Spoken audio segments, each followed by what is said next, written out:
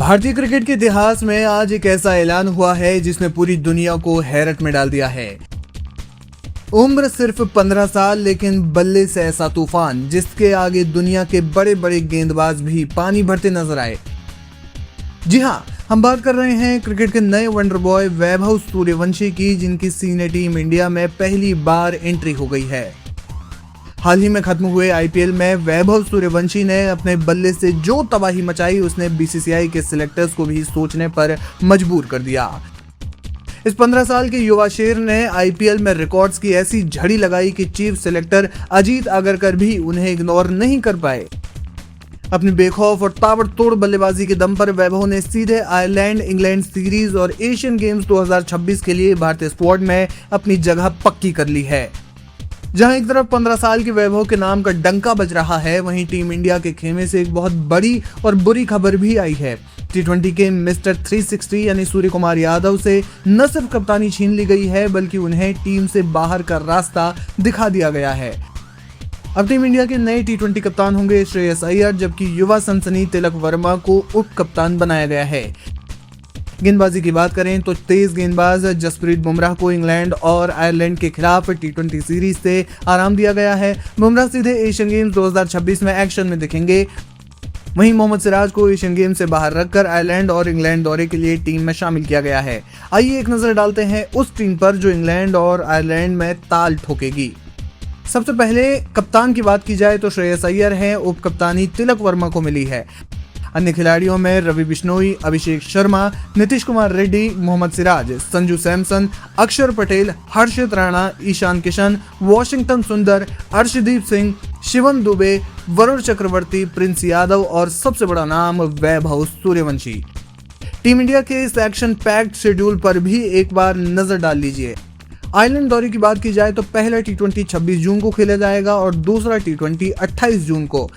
वहीं इंग्लैंड दौरे में टी20 जो सीरीज होगी उसमें 1 जुलाई, 4 जुलाई, 7 और 9 जुलाई के साथ साथ 11 जुलाई को 5 मैच खेले जाएंगे।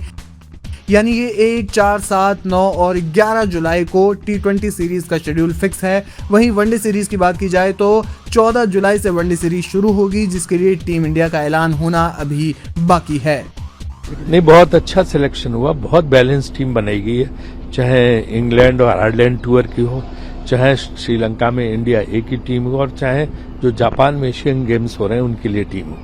श्रेयस अय्यर का कैप्टन बनना अच्छी बात है, उन्हें बहुत बहुत बधाई। और जो सबसे कम उम्र के वैभव सूर्यवंशी, उनको मौका मिला है अंतर्राष्ट्रीय क्रिकेट में, ये एक बहुत बड़ी बात है। और लोगों का अनुमान है कि बहुत आगे जाएंगे, तो एक इंटरनेशनल लेवल पे उन्हें अपनी प्रतिभा को शोकेस करने का मौका मिलेगा, तो उनको भी बहुत बहुत बधाई। और ज्यादातर जो अच्छे प्लेयर खेल रहे हैं सबको एकोमोडेट किया गया, तो बहुत अच्छा काम हुआ है और बहुत अच्छी तरह से बीसीसीआई ने टीम सेलेक्ट की है, तो इन सारे लोगों को बधाई। मुझे लगता है कि हम सब जगह जीतेंगे, चाहे इंग्लैंड टूर या आयरलैंड टूर हो, या वो जो है जापान में हमारा एशियन गेम्स का टूर हो, और या फिर श्रीलंका में इंडिया ए का भी। अब जो अफगानिस्तान की सीरीज चल रही है उसमें भी अच्छी परफॉर्मेंस रहेगी, मुझे पूरी उम्मीद है। देखिए, मैं समझता हूँ उसने कमाल करके दिखाया प्रणवदा ने। नॉर्वे में इस खिताब को अभी तक कोई भारतीय स्तर से जीत नहीं पाया जिस तरह से वो जीत के लाया है। एक भोला सा बच्चा सा लगता है, एक उसके चेहरे पे इतनी जो है सौम्यता है कि देखो मत। टीमों के कप्तान जो थे वो भारतीय प्लेयर्स थे और 9 के 9 वर्ल्ड कप नहीं खेले थे। और आप देखिए, तो इतनी अगर आपके पास एम्बैरसमेंट ऑफ रिचेज हो तो फिर करें क्या। तो इसलिए मुझे लगता है कि बहुत कम विंडो रह गई। अब पहले होता था कि आपने बहुत कुछ अचीव कर लिया हो और उसके बाद थोड़ी आपकी फॉर्म खराब चली जाए तो फिर आप कुछ दिन तक खींच लेते थे उसे।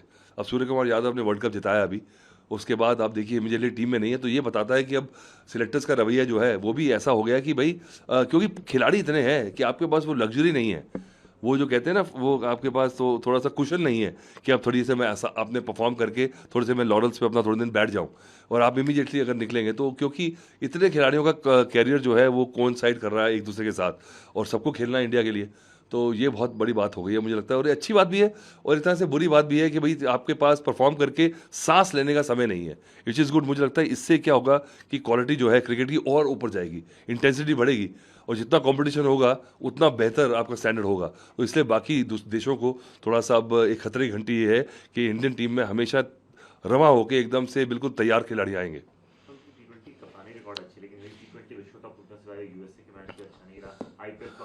वाले T20 लीग में भी एक मैच में 11 गेंदों में 19 रन की पारी खेल के आउट हो गया, तो आपको लगता है फॉर्म में? देखिए मैं सूर्य कुमार यादव के बारे में ये बोलता हूँ कि देखिए एक तो लेट स्टार्टर थे, काफ़ी सालों के बाद इंडियन टीम में खेलने का मौका मिला और इतना ज़्यादा अचीव एकदम से किया।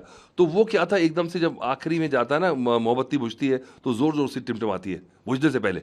तो वो उनका प्राइम जो था वो शुक्र करें, मुझे लगता है कि उनको शुक्रिया अदा करना चाहिए परमात्मा का कि उनको ये मिल गया। कई खिलाड़ी पूरा ऐसा निकल जाते हैं, पर अब क्या होता है, एक बढ़ती उम्र के आप उसको रोक नहीं पाते। जैसे मुट्ठी में से रेत निकलती है ना, आप दबा के रखेंगे वो निकलती चली जाती है। तो एक एज के बाद ये T20 का खेल जो है, अब 30+ होने के बाद बहुत कम खिलाड़ी हैं जो कि सस्टेन कर पाएंगे अपने आप को उस लेवल पे। और आप आगे जाके देखेंगे कि बड़े से बड़े खिलाड़ी भी 30 साल की उम्र के बाद, 32 साल के बाद T20 नहीं खेल पाएंगे।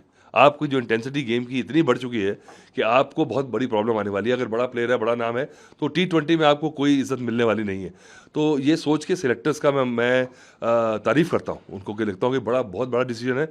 आप कह सकते हैं कि वर्ल्ड कप विनर है, उसको कैसे निकाल सकते हैं थोड़ी सी फॉर्म देख के, पर ये फॉर्म जो है आने वाली नहीं है। आप एक आधा मैच में रन बना देंगे, पर वहाँ निरंतरता जो चाहिए ना अंतर्राष्ट्रीय क्रिकेट में T20 में, ये नहीं कि आप एक बार रन बनाएं, 5 बार ना बनाएं, वो चलेगा नहीं। इसलिए सूर्य कुमार यादव का बनता नहीं था और एक टफ डिसीजन है। I feel sorry for him, but this is the truth. Sir, एक सवाल, सूर्यवंशी आईपीएल में 1000 रन से ज्यादा 2 सीजन में बना के कैप जीत के अब भारतीय टीम में उसका सिलेक्शन हो चुका है। देखिए मैं मान रहा था कि चलो, मुझे लग रहा था कि इतनी जो जिस तरह की पोटेंसी दिखाई है उसने पहले, वो सस्टेन नहीं कर पाएगा। क्योंकि एक तो देखिए जितनी मर्जी बढ़िया गेम हो, जितनी मर्जी बढ़िया फिटनेस हो, पर एक क्या होता है कि औसतों का असूल रहता है, लॉ ऑफ एवरेजेस रहती है, और वो भी T20 में। क्योंकि T20 में बैट्समैन पे बहुत ज़्यादा प्रेशर है आजकल, क्योंकि आप हर बॉल पे मारने जा रहे हैं, उसमें आपका परसेंटेज जो है आउट होने का ज़्यादा है। उसके बावजूद जिस तरह से इस लड़के ने काम किया है, और बड़े बड़े खिलाड़ियों के, बड़े बड़े गेंदबाजों के सामने, क्योंकि उसकी ऑडेसिटी जो है, उसका जो माइंड है, मैं तो हैरान हूँ। मैं उसकी ट्रिगर मूवमेंट देखता हूँ जब, तो वो फ्रंट फुट पे वेट देता नहीं है। आप देखिए उसका वेट जो है वो बैक फुट पे है, पर आगे की बॉल की खिंची हुई बॉल पे भी इतना उसका माइंड क्लियर है कि वो पूरा ही goes through the shot and he pushes the weight. अब कहते हैं कि लोग कि अगर higher grade of test cricket वो खेलेगा, मुझे पता नहीं कि टेस्ट उसके माइंड में है कि नहीं है, उसके मेंटरशिप क्या है, पर उनके मेंटर जो है, मैं मानता हूं कि उसके माइंड में ज़रूर डालना चाहिए कि बेटे जो बड़ी क्रिकेट है वो टेस्ट क्रिकेट है, जो असली टेस्ट है। और जो बाकी खिलाड़ियों की आंखों में अगर आपने इज्जत देखनी है ना, तो वो टेस्ट रिकॉर्ड से मिलती है, T20 से नहीं मिलती।